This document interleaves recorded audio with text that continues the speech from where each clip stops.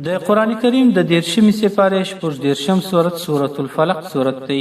دغه سورت مکی یعنی د هجرت څخه مخکې نازل شوی دی. 15 آیات او یوه رکوع لري. بسم الله الرحمن الرحیم. شروع کوم په نامه د الله جل جلاله چې ډیر زیات مهربانه او پوره رحم کوونکی دی.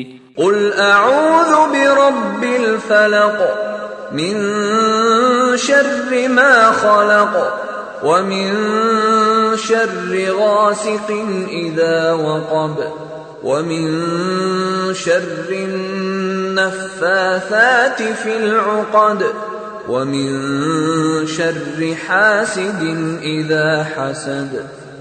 وای اے محمد صلی الله علیه وسلم پناه غواړم په رب د سرون کې د تیارې یعنی د سهار د هغه شي د شر څخه چې د یعنی الله جل جلاله پیدا کړی دي او د شر څخه د تور شپې یعنی تاریکی هغه وخت چې تک تور سي یعنی تیارا او د شر څخه پناه غواړم د پکونکو جادوګرو شذو په غټو کې یعنی کله چې پر غټو پوکي د پاره د جادو کولو او پناه غواړم د شر څخه د حسد کوونکي کله چې ښکارا کې حسد خپل په حسد کولو سره